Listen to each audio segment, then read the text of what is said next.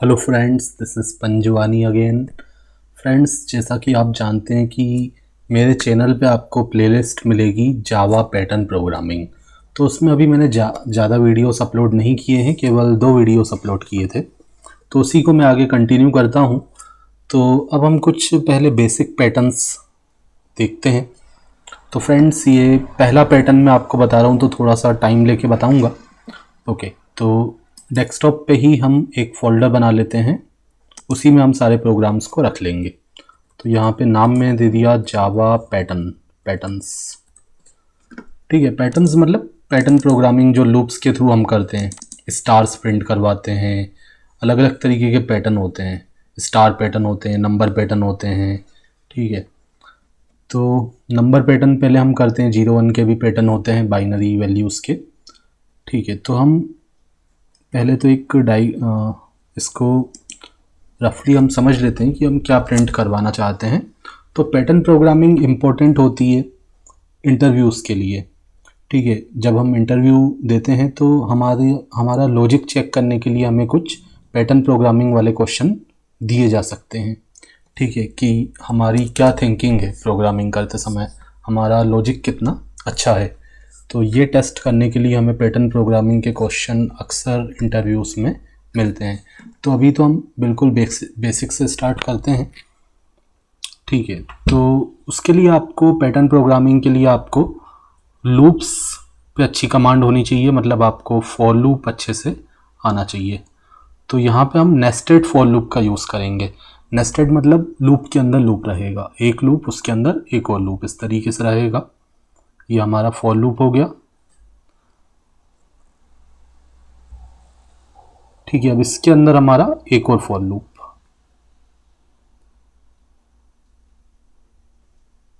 Okay, तो इस तरीके से कुछ स्ट्रक्चर रहेगा। ठीक है, तो हम जो प्रोग्राम बनाने वाले हैं उसका आउटपुट मुझे क्या चाहिए वो मैं आपको बता देता हूँ। तो सबसे पहले हम कुछ इस तरीके का प्रिंट करवाना चाहते हैं कि पहली रो में 4 टाइम्स 1 रहे, फिर दूसरी रो में 4 टाइम्स 2 रहे, तीसरी रो में 4 टाइम्स 3 रहे, एंड फोर्थ रो में 4 टाइम्स 4 रहे। फिर उसके बाद फिफ्थ रो में 4 टाइम्स 5 रहे।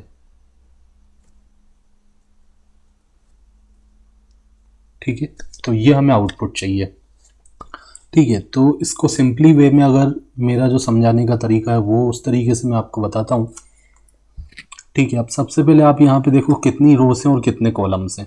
ठीक है, आउटपुट तो मुझे ये चाहिए, this is output I want. ठीक है, बट आपको समझाने के लिए मैं यहाँ पे थोड़ा सा एक्स्ट्रा यहाँ पे कुछ लाइंस वगैरह ड्रॉ करके दिखाता हूँ। ठीक है, तो यहाँ पे हम देखते हैं कि कितनी रोज हैं और कितने कॉलम्स हैं। तो ये हमारी पहली रो, ये सेकंड रो, ये third row, fourth row and fifth row, मतलब 5 रो हैं। एंड कॉलम्स कितने हैं? कॉलम हमारे पास 4 हैं। First column, second column, third column, fourth column. ठीक है, तो यहाँ पे हम क्या करेंगे, नेस्टेड फॉर लूप का यूज़ करेंगे। एंड जो हमारा बाहर वाला लूप रहेगा, मतलब जो हमारा आउटर लूप रहेगा, आउटर लूप हमारा होता है रो के लिए। ठीक है, एंड जो अंदर वाला लूप होता है, इनर लूप, वो होता है कॉलम के लिए। अब जो आउटर लूप रहेगा उसमें हम कोई वेरिएबल यूज़ कर लेंगे, हम इसमें वेरिएबल यूज़ कर लेंगे आई, और अंदर वाले लूप में मैं वेरिएबल यूज़ कर लूँगा जे। आप वेरिएबल के नाम कुछ भी रख सकते हैं। ठीक है, चाहे तो अंदर वाले लूप का वेरिएबल का नाम आई रख दें, बाहर वाले का जे रख दें, या कोई भी ABCD XYZ कुछ भी नाम दे सकते हैं वेरिएबल्स के। बट इस तरीके से आप समझिए आई जे का यूज़ करते हुए, तो आप इजीली समझेंगे अगर आप एक बिगनर हैं तो। ठीक है, तो बाहर वाला लूप होता है रो के लिए, अंदर वाला लूप होता है कॉलम के लिए। ओके, तो यहाँ पे सबसे पहले हम देखते हैं 5 हमारे पास क्या हैं, रो हैं एंड 4 कॉलम्स। ठीक है, तो जो बाहर वाला लूप है वो कितनी बार एग्जीक्यूट होगा? 5 टाइम्स, क्योंकि नंबर ऑफ रोज कितनी है? 5 है। एंड अंदर वाला लूप कितनी बार चलेगा, 4 टाइम्स, क्योंकि नंबर ऑफ कॉलम्स कितने हैं, 4 हैं। ओके, तो इतना हमें समझ में आ गया।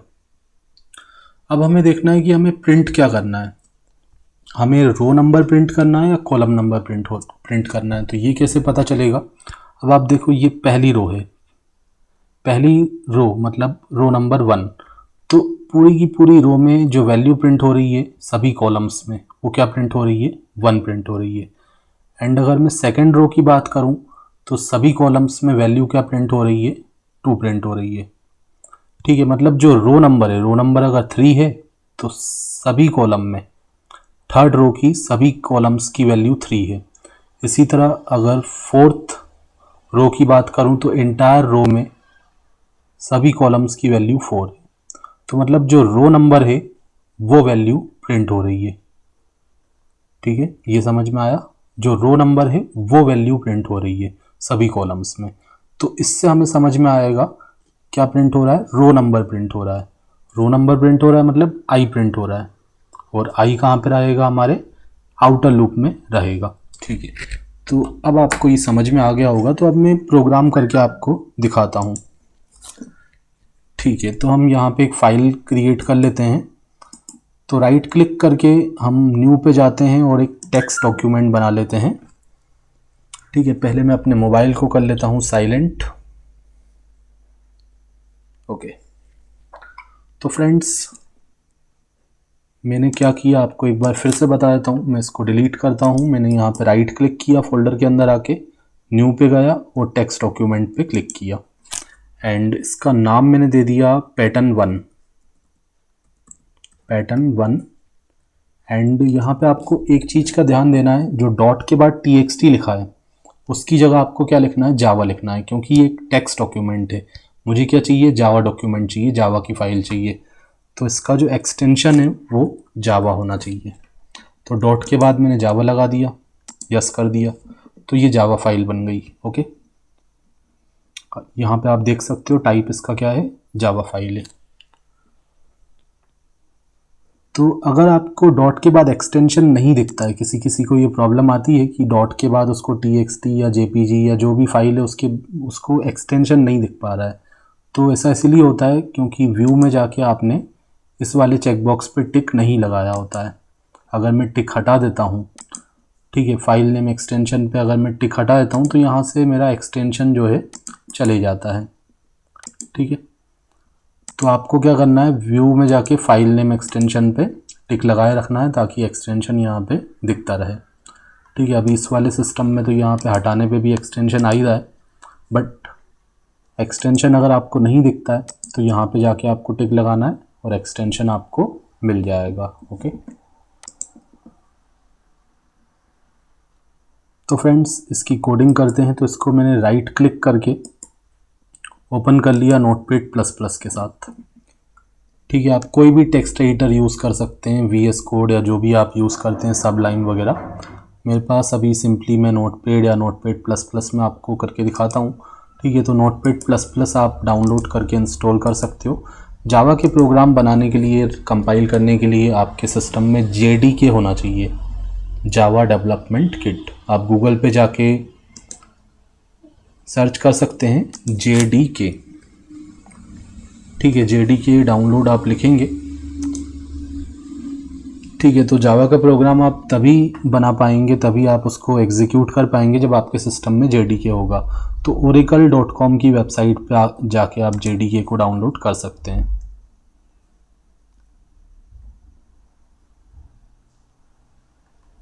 ठीक है, यहाँ पे लिखा है JDK डाउनलोड, तो यहाँ पे आप जाके JDK को डाउनलोड कर सकते हैं। ठीक है, तो हम बनाते हैं प्रोग्राम। तो इसको राइट क्लिक करके मैंने ओपन कर लिया नोटपैड प्लस प्लस के साथ। ओके, तो यहाँ पे मैं अपना प्रोग्राम बनाता हूँ। इसका नाम मैंने दिया है pattern1.java। तो सबसे पहले मुझे इसमें एक क्लास बनानी पड़ती है। क्लास में थोड़ा सा साइज इंक्रीज कर देता हूँ। मैंने इसका नाम दे दिया pattern1। क्लास का नाम मैंने क्या दे दिया, pattern1, क्योंकि मेरी फाइल का नाम भी क्या है, pattern1.java है। ठीक है, तो वही आप क्लास का नाम देना जो आपकी फाइल का नाम आपने दिया है। तो इससे आपको कंपाइलेशन करने में और प्रोग्राम रन करने में कोई प्रॉब्लम नहीं होगी। अगर आपने नाम सेम दिया है, इजीली आप कंपाइल और रन कर पाएंगे। ठीक है, आपको ध्यान देना है कि फ़ाइल का जो नाम है अपर केस में आपने लिखा है तो क्लास का नाम भी अपर केस में, फ़ाइल का नाम अगर लोअर केस में है तो वो क्लास का नाम भी लोअर केस में, मतलब जैसा नाम दिया है फ़ाइल का वैसा ही क्लास का नाम रहेगा। एंड अब इसके अंदर आके मैं मेन मेथड क्रिएट करता हूँ। तो मैंने लिखा public static void main, and main के अंदर हम क्या पास करते हैं, स्ट्रिंग। ये सब बेसिक मैं आपको ऑलरेडी बता चुका हूँ जावा की सीरीज़ में। अगर आपको नहीं पता है स्ट्रिंग का मतलब क्या है, ARGS का मतलब क्या है, तो ये मेरे चैनल पे जाके आपको कोर जावा की जो प्लेलिस्ट है उसमें आपको ये सारी डिटेल मिलेगी। पब्लिक का मतलब क्या है, स्टैटिक का मतलब क्या है, वॉइड का मतलब क्या है।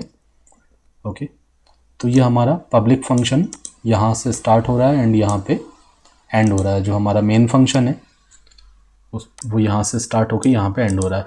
अब हम बात कर रहे थे हमें लूप्स यूज़ करने पड़ेंगे, नेस्टेड लूप। तो एक लूप एंड उसके अंदर एक और लूप, ये हमारा पहला लूप का बॉडी हो गया। उसके अंदर हमारा एक और लूप रहेगा।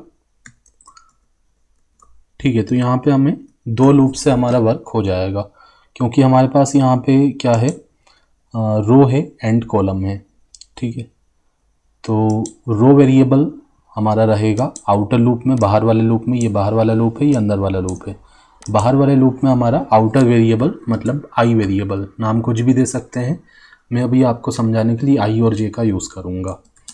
तो आई को मैं कहाँ से स्टार्ट करूँगा, वो हमें यहाँ पे देखना पड़ेगा कि हमारा जो रो नंबर है, हमें कितनी रो चाहिए, 5 रो चाहिए। तो हम 1 से लेके 5 तक इसको यूज़ कर लेंगे। एंड कॉलम हमें चाहिए कितने, 4। लेकिन कॉलम को हम कहीं पे प्रिंट करने के लिए यूज़ नहीं कर रहे हैं, तो आप कॉलम आपको 4 चाहिए, मतलब अंदर वाला लूप 4 टाइम चलना चाहिए। ठीक है, क्योंकि 4 वैल्यूज़ हमें हर एक रो में प्रिंट करवानी है, तो अंदर वाला लूप हमें प्रिंट करने में हेल्प करेगा।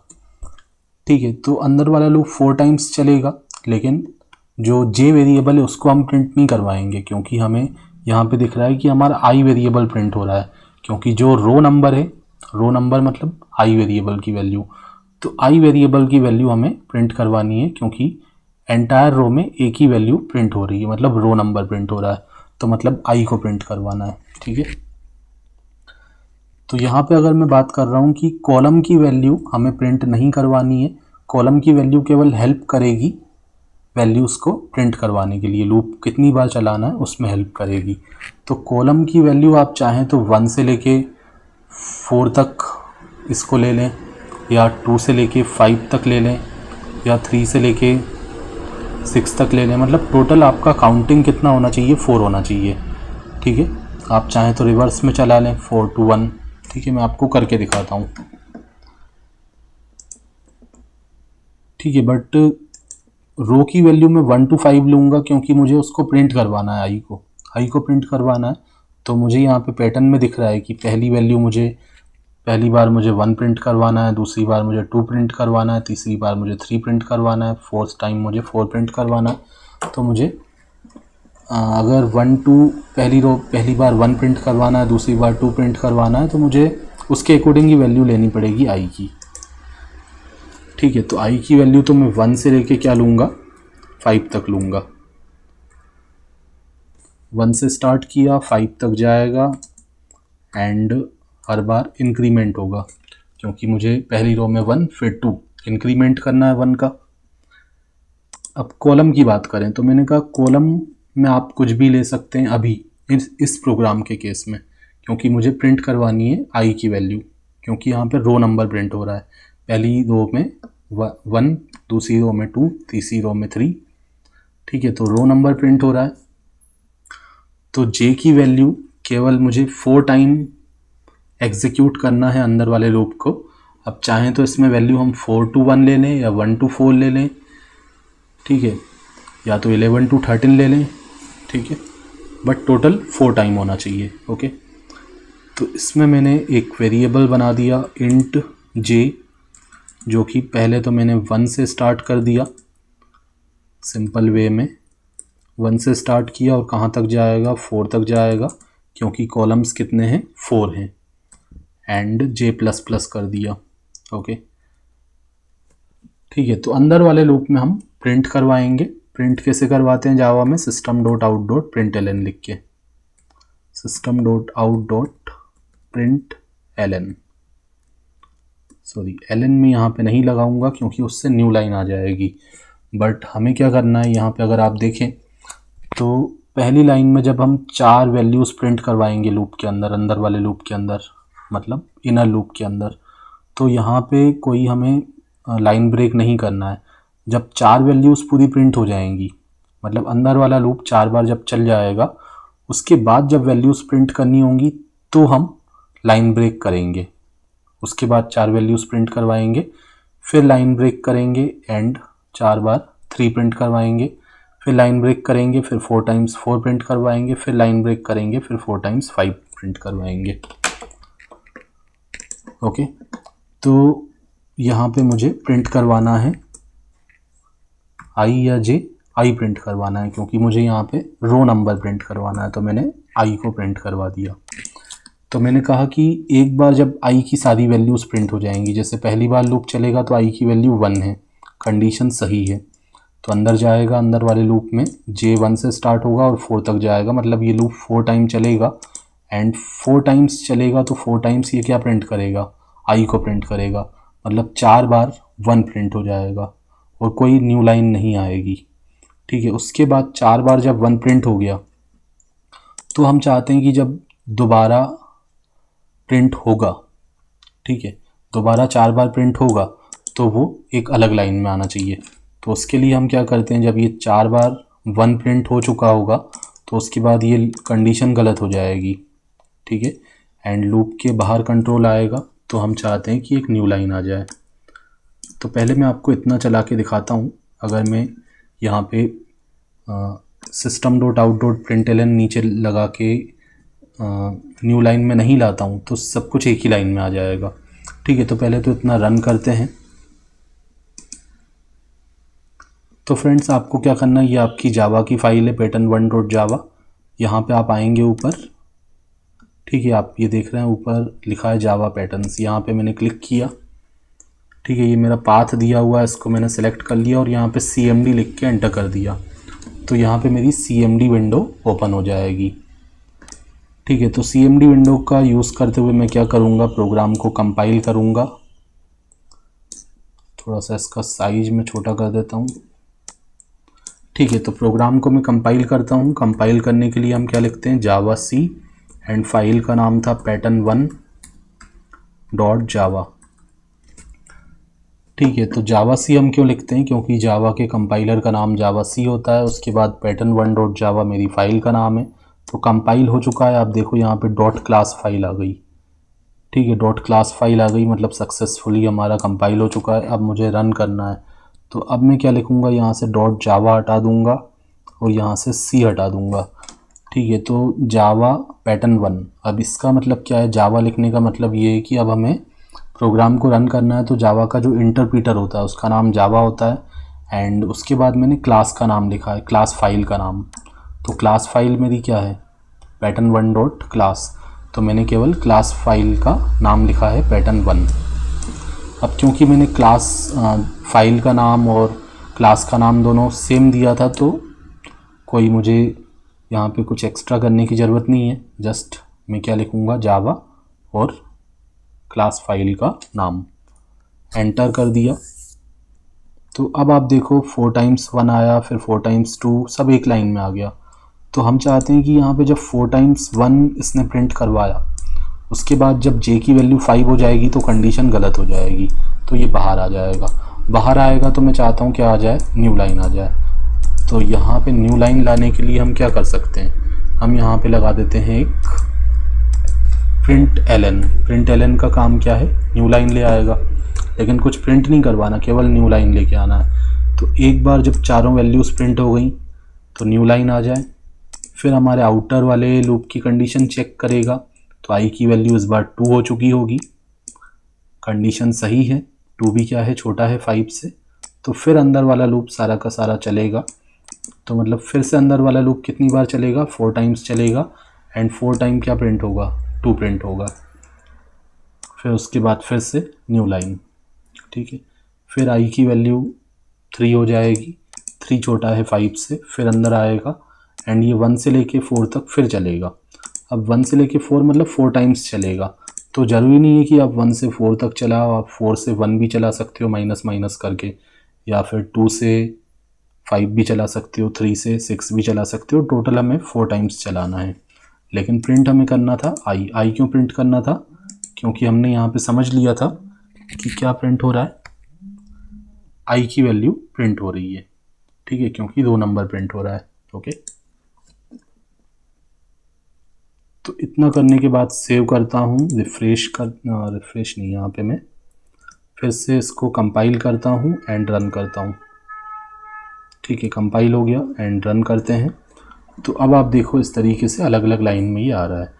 बट अगर आप चाहते हैं कि जो 111 लिखा हुआ आ रहा है इसके बीच में एक स्पेस भी हो, तो मैं क्या कर देता हूँ, यहाँ पे एक स्पेस को यहाँ पे कॉन्केटनेट कर देता हूँ, ठीक है। तो प्लस लगाया, प्लस क्या है हमारा, कॉन्केटेनेशन ऑपरेटर है, एंड यहाँ पे मैंने एक स्ट्रिंग को प्रिंट करवा दिया जो कि एक स्पेस कैरेक्टर है, ठीक है। तो अब हम फिर से एक बार इसको कंपाइल करते हैं, फिर उसके बाद हम इसको रन करते हैं,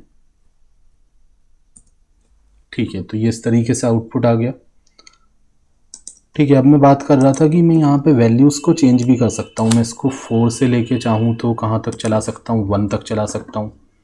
4 से 1 तक जाऊँगा तो मुझे डिक्रीमेंट करना पड़ेगा, माइनस माइनस, एंड यहाँ पे कंडीशन क्या आ जाएगी, ग्रेटर देन आ जाएगी। 4 से लेके मुझे 1 तक जाना है, डिक्रीमेंट करते हुए जाना है, तो अब भी आउटपुट सेम आएगा,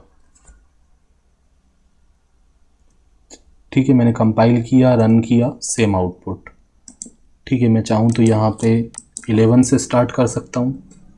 11 से मुझे 4 टाइम चलाना है, तो 11 12 13 11 12 13 14 तक जाना पड़ेगा, ओके।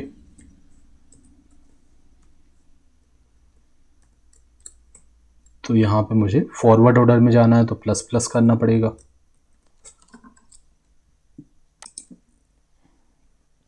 ओके। तो हम आते हैं यहाँ पे एंड फिर से कंपाइल करते हैं, रन करते हैं, ठीक है। अब भी सेम आउटपुट है। तो इससे आपको समझ में आया कि हम अंदर वाला लूप 4 टाइम्स चलाना चाहते हैं, एंड उसकी वैल्यू को हम प्रिंट करवाने में तो यूज़ नहीं कर रहे हैं, केवल लूप को कितनी बार एग्जीक्यूट करना है उसके लिए यूज़ कर रहे हैं। तो उसकी वैल्यूज़ टोटल 4 टाइम होना चाहिए। अब वो कहीं से भी हो सकती है, 1 to 4 भी हो सकता है, 11 to 14 भी हो सकता है, ठीक है। 1 to 4 ना होके 2 to 5 भी हो सकता है, ठीक है, या डिक्रीमेंट में भी हमने करके देखा।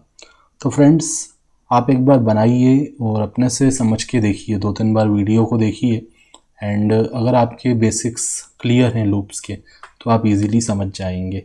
मिलते हैं नेक्स्ट वीडियो लेक्चर में, और भी पैटर्न्स हम देखेंगे। Thanks for watching.